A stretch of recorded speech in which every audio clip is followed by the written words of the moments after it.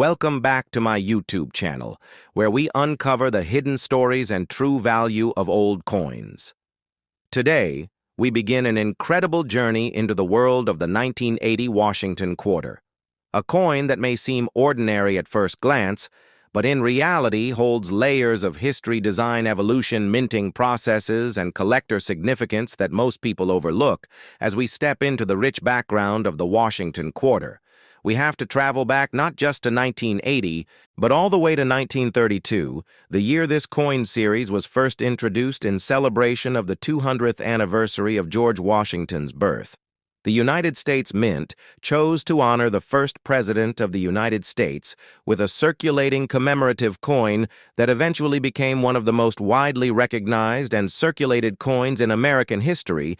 Designed by sculptor John Flanagan, the Washington quarter replaced the Standing Liberty quarter, which had been in circulation since 1916 and had gained both admiration and criticism over its short lifespan. Flanagan's design featured a bold and dignified profile of George Washington facing left with the word "Liberty" above, and the national motto, "In God We Trust," to the left, along with the date below on the reverse. The original design showcased a powerful eagle with wings spread and a bundle of arrows beneath it, symbolizing strength and readiness, with olive branches below as a message of peace. This design remained largely unchanged for decades and became a cornerstone of American pocket change. By 1980, the Washington quarter had already seen a number of changes.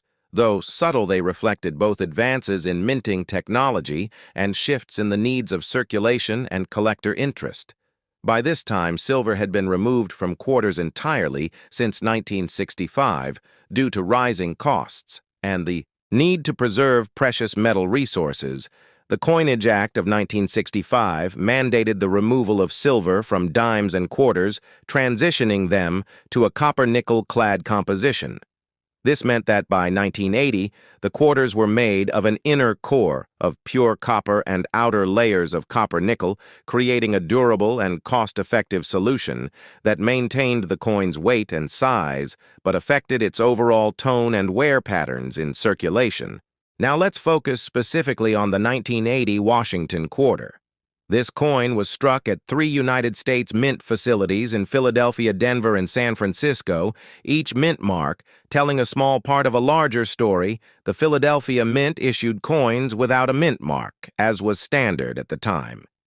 The Denver Mint quarters carried a D-mint mark, while the San Francisco Mint, which primarily handled proof coins, produced 1980 quarters with an S mint mark meant for collectors and not intended for general circulation. The production numbers were immense, with hundreds of millions of coins produced across all 3 facilities. But what makes the 1980 quarter truly fascinating is not just its mintage numbers, but its place in the numismatic landscape of the late 20th century. At this time, coin collecting was evolving from a niche hobby into a more mainstream interest, catalyzed by a growing awareness of coin errors. Varieties and historical narratives surrounding U.S. coinage collectors began to pay close attention to details like die variations, minting errors, plancher anomalies, and condition grading, all of which affected the market value of a coin that might otherwise appear common in the case of the 1980 Washington quarter. One of the most sought-after varieties is the 1980 D quarter, with a repunched mint mark, also known as RPM. This occurs when the mint mark is stamped more than once, but not in exactly the same position, creating a slight doubling effect that is visible under magnification, though subtle. This type of variety adds a premium in collector markets and is cataloged and certified by major grading services such as PCGS and NGC. Another point of interest lies in the condition of the coin, with high-grade examples in mint state, especially MS-66 and above, commanding significantly higher values compared to their circulated counterparts. In terms of design integrity, the 1980 quarter maintained John Flanagan's classic vision. Though by this time, many coins began to show wear due to decades of circulation changes in die technology, and minting efficiency also led to sharper details on some 1980 issues depending on die state and strike quality. So when evaluating a 1980 quarter, one must consider not only the mint mark and date, but also the sharpness of the strike presence of luster, absence of contact marks, and overall eye appeal, all of which factor into its numismatic value. It's important to recognize that even coins produced in the millions can become rare in high grades, especially if preserved in original bankrolls, mint sets, or found in exceptionally well-struck condition. Beyond the coin itself, the broader historical context of 1980 offers additional richness to our narrative. This was a year of transition for the United States marked by economic shifts, political changes, and the continued evolution of American culture. The U.S. Mint was adapting to increasing public interest in coinage, driven by inflation fears, and the growing popularity of collecting as an investment. The numismatic press was booming with new publications, dealers and conventions creating a thriving environment for coin education and exchange. In this backdrop, the 1980 Washington quarter circulated widely across the country, playing its role in daily commerce while quietly becoming a piece of collectible history.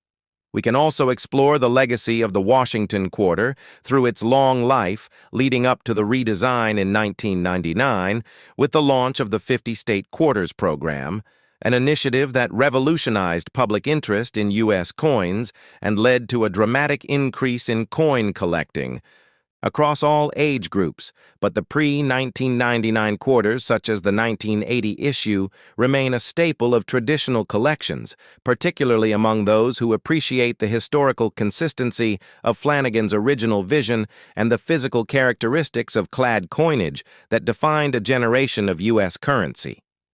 As we journey further into this video, we will look at real examples of 1980 quarters under magnification review coin grading techniques used by professionals. Assess price trends from auction records and online marketplaces and study how storage, handling, and time affect the condition and value of these coins. We'll break down the differences between proof and business, strike coins, examine the role of third-party grading services, and understand what makes a 1980 quarter worth a few cents or hundreds of dollars, depending on rarity, variety, and preservation. We will also touch on collector stories, interviews, and insights from experts in the field and answer your most frequently asked questions about spotting valuable errors, building a Washington quarter set, and protecting your investment for the future. So stay with me as we dive into every facet of the 1980 Washington quarter, its historical roots, design significance, minting variations, market performance, and collector appeal. This isn't just a coin. This is a chapter of American numismatic heritage, and by the end of this video, you'll have everything you need to recognize, value, preserve history, and maybe even uncover a hidden gem in your own pocket change.